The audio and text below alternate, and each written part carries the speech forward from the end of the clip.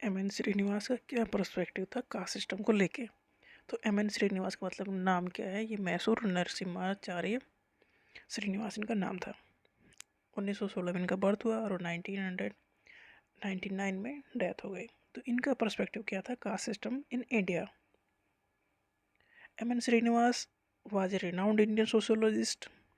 उन्होंने बहुत सारे काम किए, बहुत सारी बुक लिखी। He is best known for his contribution to the study of the Indian society. इन्होंने इंडियन सोसाइटी का अच्छे से स्टडी करी, बट इंडियन सोसाइटी का मतलब फोकस इन्होंने किया कास्ट सिस्टम के पे। Caste system, village life and social change, मतलब सोशियोलॉजी में स्टडी सोसाइटी की ही होनी है। तो इन्होंने बहुत सारे काम किए। श्रीनिवास ने फाइंड किया एक क्लोज रिलेशनशिप किसके बीच में, कास्ट और ऑक्यूपेशन। इन्होंने बताया कि कास्ट और ऑक्यूपेशन के बीच में एक मतलब रिलेशनशिप है, जो कास्ट के ऊपर डिपेंड करता है कि ये क्या काम करेंगे। He says that caste is nothing more the सिस्टमेटाइजेशन of occupational differentiation. इन्होंने कहा कि कास्ट का मतलब कुछ और नहीं है, इसका मतलब ये है कि आप क्या काम कर रहे हो। मतलब आपको आपके ऑक्यूपेशन को एक सिस्टमेटिक वे में बांट दिया गया है, यही कास्ट है। आपकी कास्ट इसी चीज़ से डिफाइन हो रही है कि आप क्या काम कर रहे हो। मतलब आपके ऑक्यूपेशन को एक सिस्टमेटिक रूप में डिफ्रेंशिएट या अलग कर दिया गया है, और उन्हें करने वाले एक ग्रुप में रख दिए गए हैं, और वो ग्रुप है caste. M N. Srinivas had a number of perspective on the caste system. उन्होंने कास्ट सिस्टम को लेकर कई पर्सपेक्टिव दिए, जैसे कि कास्ट हेरिडिटरी है, डेफिनेटली मतलब जन्मजात से ही है, जिसने जहाँ जन्म लिया वो उसी कास्ट का हो गया। He defined caste as a hereditary group with a traditional occupation and place in a caste hierarchy. मतलब जो कास्ट है वो हर एक उसमें हर एक कास्ट की अपनी एक पोजीशन है, तो कास्ट हायरार्की में उसका क्या पोजीशन होगा ये बाय बर्थ ही फिक्स हो गया। मतलब आपने जन्म लिया, जिस कास्ट में जन्म लिया उस कास्ट की क्या पोजीशन है इस सोसाइटी में, वो आपकी पोजीशन तय हो गई। कास्ट हैज़ मल्टीपल हायरार्की, इसमें एक हायरार्की नहीं है, इसमें कई तरह की हायरार्की हैं। मेनली जैसे रिचुअल हायरार्की है कि आप कैसे कपड़े पहनोगे, रूल्स ऑफ सेग्रीगेशन, किस तरह से खाना पीना, मैरिज, ये रिचुअल हायरार्की है। दूसरी है सोशल हायरार्की, मतलब सोसाइटी में क्या आपकी पोजीशन होगी, जैसे कि कितनी पावर है, कितनी वेल्थ है, कितना एजुकेशन है। तो हायरार्की एक टाइप की नहीं है, कई टाइप की होती है।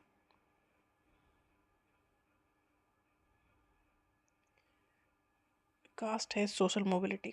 श्रीनिवास बिलीव करते थे कि जो लोअर कास्ट है वो अपवर्ड मोबिलिटी उसमें एक्सेप्टिंग है, वो अपवर्ड कास्ट में मूव कर सकते हैं by adopting the practice and life style of higher caste. इनके हिसाब से अगर हायर कास्ट की कॉपी की जाएगी तो लोअर कास्ट वाले भी हायर कास्ट के उसमें लेवल में पहुंच जाएंगे।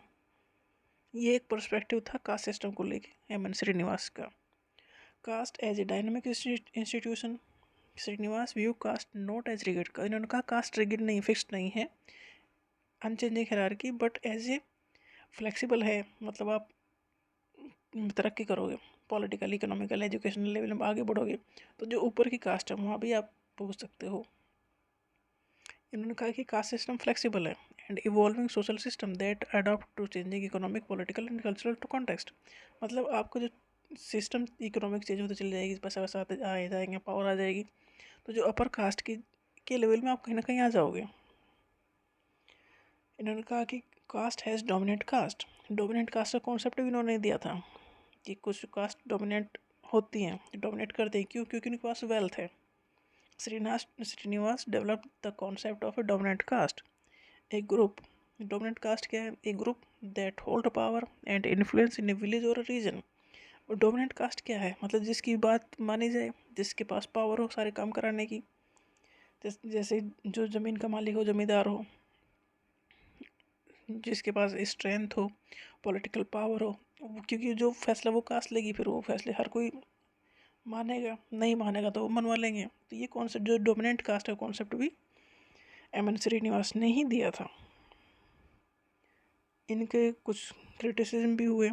सम स्कॉलर आर्ग्यू करते हैं that Srinivas focus on Sanskritization reinforce a Brahmanical view of Indian society by privileging upper caste norm. इन्होंने कहीं ना कहीं अपर कास्ट का जो प्रिविलेज है उसे एक्सेप्ट किया। Srinivas is criticize for neglecting caste operation nature. मतलब जो अपर कास्ट है वो लोअर कास्ट को दबा रही है, इस चीज़ को उन्होंने नहीं माना।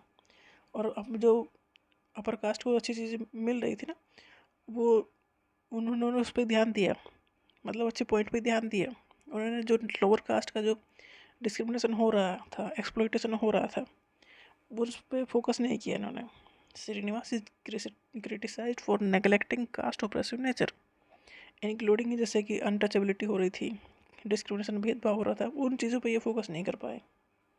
उन्होंने कहा कि कास्ट में मोबिलिटी हो सकती है, क्योंकि आप इकोनॉमिक लेवल में थोड़ा आगे बढ़ो, पावर आपके पास आएगी, तो आप उस कास्ट में नहीं रह पाओगे फिर, मतलब आप सोशल मोबिलिटी मुमकिन है इनके हिसाब से। बट इन्होंने इस चीज़ पर फोकस नहीं किया कि जो लोअर कास्ट है उनके साथ कितना डिस्क्रिमिनेशन हो रहा है। He fails to acknowledge that the adoption of upper caste norm does not necessarily lead to an equal status of for lower caste। इन्होंने कहा था ना कि आप अगर इकोनॉमिकली पावरफुल हो जाओ तो आप अपर कास्ट में पहुंच जाओगे, बट ऐसा है नहीं। ऐसा ये है कि आप उनके अपर कास्ट की कॉपी कर सकते हो, बट अपर कास्ट में जा नहीं सकते।